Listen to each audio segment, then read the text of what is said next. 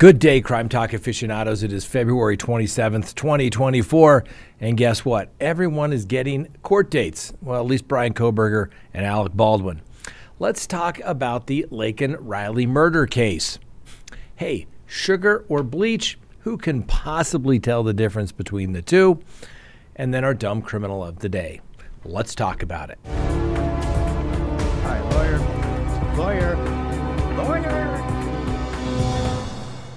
Good day, everyone. My name is Scott Reich, and this is Crime Talk. Thanks for joining us. You know the drill. Subscribe if you haven't, like if you do. Leave me a comment below, and make sure you hit that little bell for notifications. And remember, you can download us on any of your favorite podcasting apps. Now, today is Tuesday, which means we're going to go live tonight at 6 p.m. Mountain Time, so please join us. So you'll be able to join us on YouTube, Facebook, Twitter, so please join us. We'll be talking a little bit about the trial going on down in New Mexico regarding the death of Helena Hutchinson and why Alec Baldwin's gun could not have just gone off. And yes, I did bring my firearm, very similar to the one that is used in the shooting. So please join us, 6 p.m. Mountain Time. All right, first on the docket, Bryan Kohberger is going to get a motions date. So the court has issued an order in the Bryan Kohberger matter stating that based upon the defendant's motion to allow experts and investigators access to protected access to view the IGG material, that's all of the genealogical information that the prosecution used to corner down, pin on the case against Bryan Kohberger. And defendants are also requesting a clarification of the sealed order regarding the disclosure of the IGG information and the protection order. And the state is also requesting a scheduling order. So the court is going to set a hearing tomorrow, February 28th at 1 p.m. We'll bring it to you live. And guess what? They are going to be scheduling a trial date. The court specifically notes that counsel should be prepared to address scheduling, both scheduling and oral argument on the defendant's motion for a change of venue, discovery cutoff deadlines, expert disclosure deadlines, deadlines for filing any pretrial motions, such as motions to suppress or motions in limine, and dates for trial. Now, I know this is a complex case. It's a death penalty case. But didn't we have all these pretrial dates set already? I'm not sure why everything begins again. But hey, at least we're making some forward progress for the Bryan Kohberger case to get to trial. As you may recall, both the prosecution and the defense want a trial date set sometime in mid-2025. 2025, ladies and gentlemen. I just don't see it as that complex of a case. I really don't. Most jurisdictions, this case could get done in 2 weeks.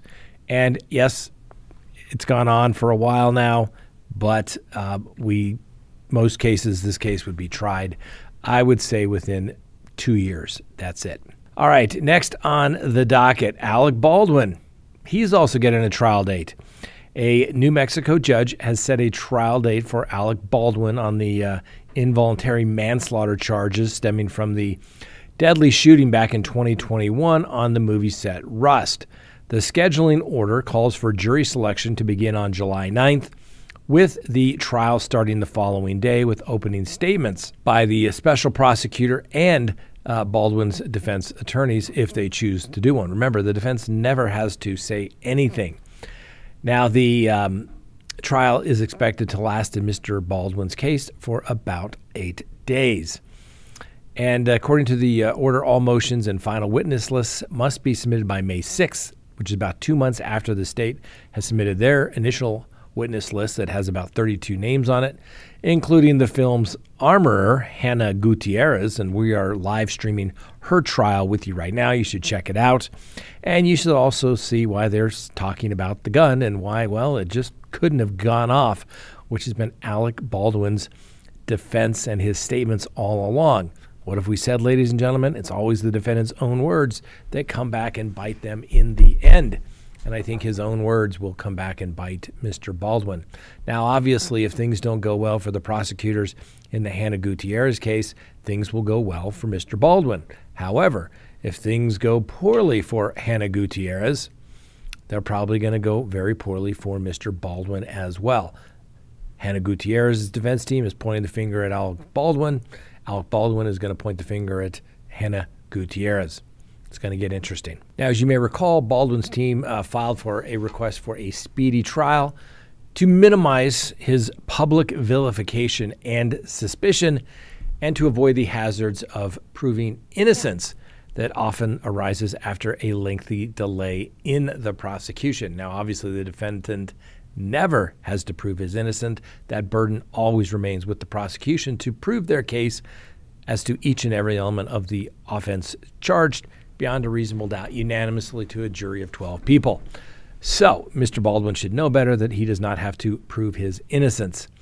Now, as I noted, Baldwin has said that he pulled back the hammer, but not the trigger, and then the gun fired. Now, the subsequent analysis concluded that the trigger had to be pulled or depressed sufficiently to release the fully cocked or retracted hammer on the revolver that was involved in the incident. The revolver is also a subject of the testimony in the case of Hannah Gutierrez, which we've been bringing you today. Today's good stuff, and it shows the functioning of this particular revolver. So just like Hannah Gutierrez, Alec Baldwin faces up to 18 months in prison if he is convicted. All right, next, let's talk about the Laken Riley case.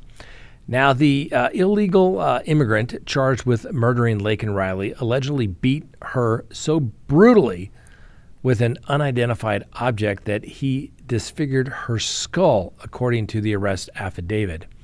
Now, Jose Antonio Ibarra faces multiple murder and assault charges, not thought to have known the 22-year-old nursing student when he allegedly kidnapped and killed her as she went for a run on the University of Georgia campus last Thursday.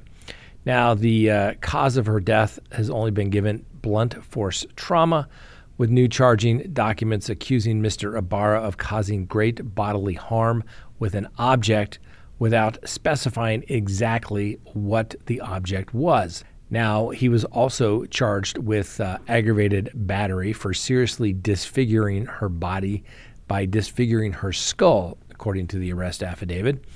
And Mr. Ibarra is also charged with preventing Miss Riley from making or completing a 911 call with the intent to harm her when he allegedly snatched her during her run. It is then alleged that he then dragged Riley's body to a secluded area, according to the affidavit for the arrest warrant, and concealed the student's death. Now, the suspect, Mr. Ibarra, faces 8 charges, including felony murder, false imprisonment, and kidnapping, and concealing the death of another. Police say there is no evidence that Mr. Ibarra knew Miss Riley. Now, additional details about the type of object used or how Miss Riley was actually killed were not included in the affidavit, but what we do know is the attack took place sometime between 9 a.m. and 1 p.m.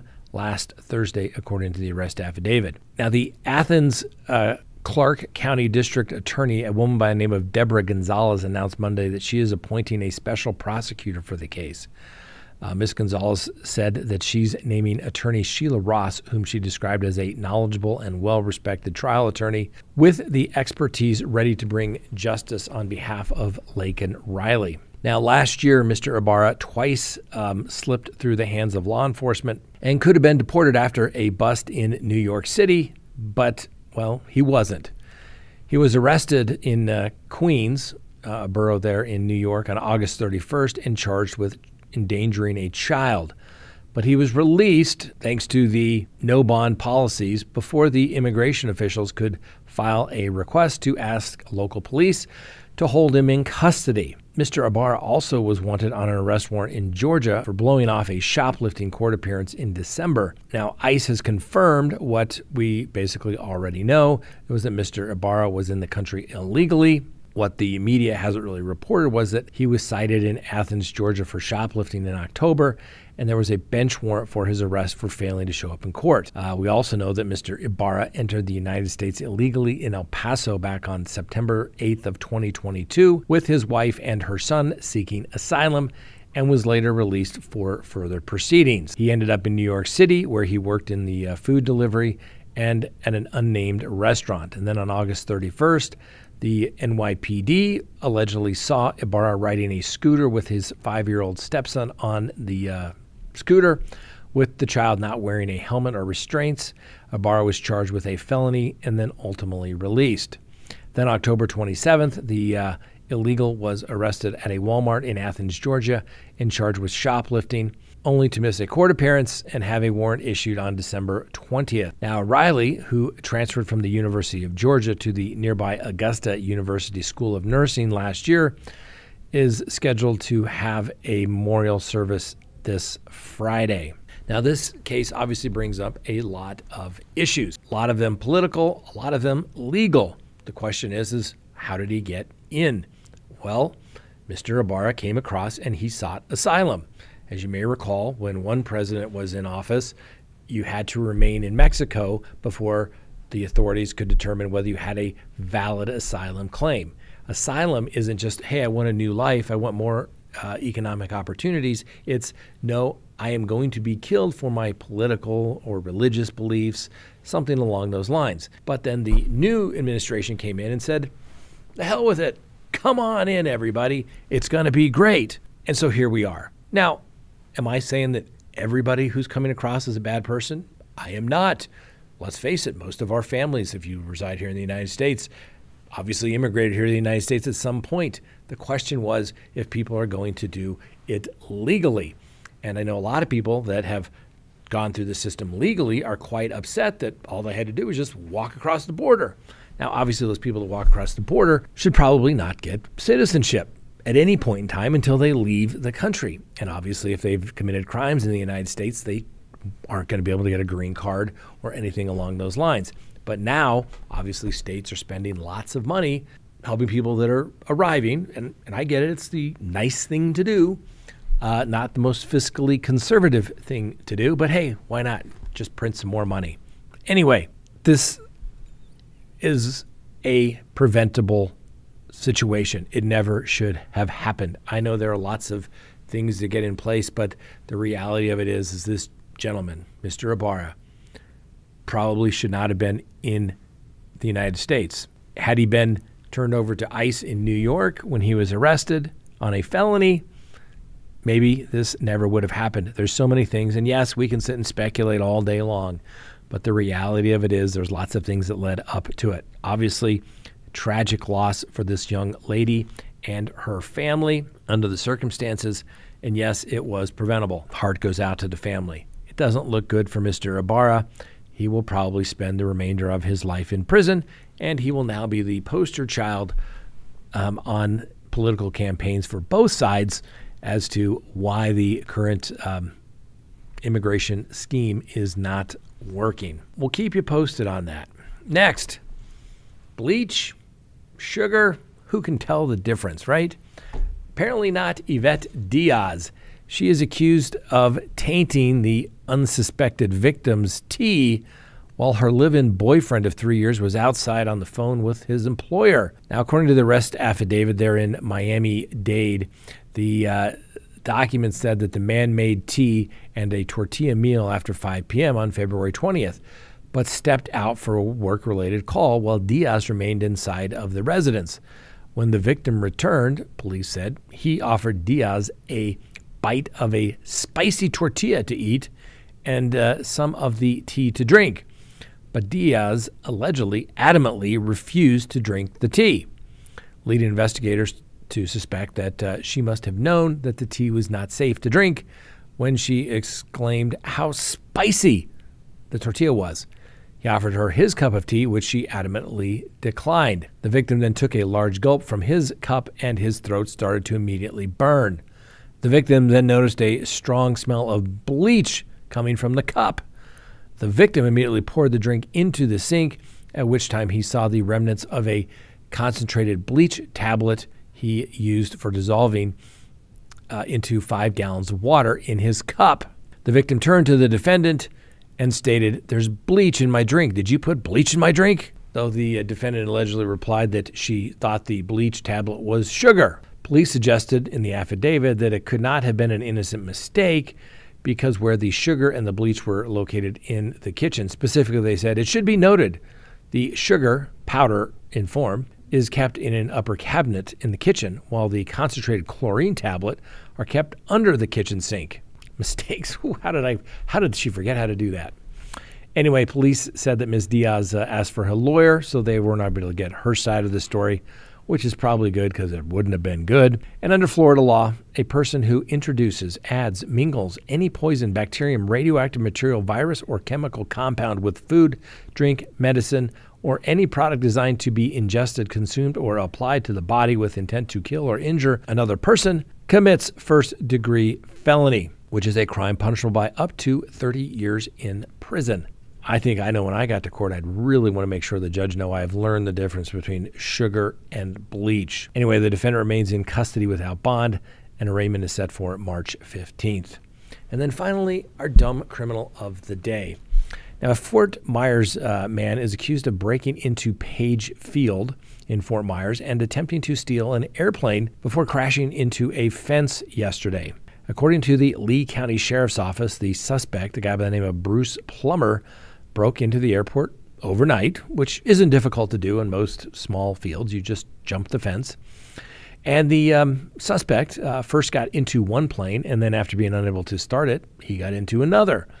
The sheriff states that the airport video shows a man exiting the first plane around midnight, and then the police report goes on to say that the video shows the tail and flaps of the second plane beginning to move, and then the left engine turns on. The suspect was able to get the plane to move, but crashed into a pole and a fence shortly thereafter. At about 5:30 a.m., two maintenance workers noticed the plane on the ramp and the grass. It was broken left wing where it hit a light pole. Well, what did they find in the plane? Well, they found a tactical vest and a magazine containing ammunition and an assault rifle that was found at the scene by the fence, by the police near the airport. And when the sheriff arrived at the scene, they saw the aircraft off the runway. The single door to the plane was open and no one was inside. The suspect was not found at the airport property, but deputies were able to track him down after reviewing the surveillance video at a nearby Circle K. Deputies say that Bruce bought 3 Fireball malts and a beef stick at the gas station before the incident. Blood and 1 empty Fireball container were found inside the plane. Another was found outside the gate of the airport. Now, the gun found at the scene had a serial number, was searched, and it was found to register to old Bruce Plummer. Search warrant was issued for the home of Mr. Plummer in Fort Myers, where he was arrested. They found a credit card, and the credit card's numbers and expiration dates matched the ones provided at Circle K. They also found several electronic items, surveillance cameras, ammunition, and a handgun in the home as well. The plane owner states that had it been at Page Field's airport for about 9 months in maintenance, and he did not give anyone to take the plane for a joyride. They need that because if he had permission, he could take the plane. But my guess is he wouldn't have taken the plane in the middle of the night. Just a guess. Anyway, Mr. Plummer faces charges of burglary, unoccupied conveyance of armed grand theft auto of $100,000 or more, and possession of a bulletproof vest while committing certain offenses. Yes, that is a crime, ladies and gentlemen. Now, why is Mr. Plummer a dumb criminal of the day, other than he got the beef sticks and the Fireball right before he thought he was going to go commit some crime? There's nothing to indicate that Mr. Plummer has a valid pilot's license and that he would know how to fly the multi-engine airplane. Now, Mr. Plummer is not stupid, because if the plane was unlocked, most people don't realize this, you could probably steal a plane. I can tell you, CrimeTalk 1, all you have to do, hook up the battery, go in there, hit the button, and engines begin to start. That's why airplane owners have to be very cautious to make sure your plane is locked up at all times when you are not there. Anyway, Mr. Plummer, you are a dumb criminal of the day. All right, I want to thank everybody for watching. Please join us 6 p.m. Mountain Time. We will see you then. Thanks for watching. And remember, yes, the Constitution matters.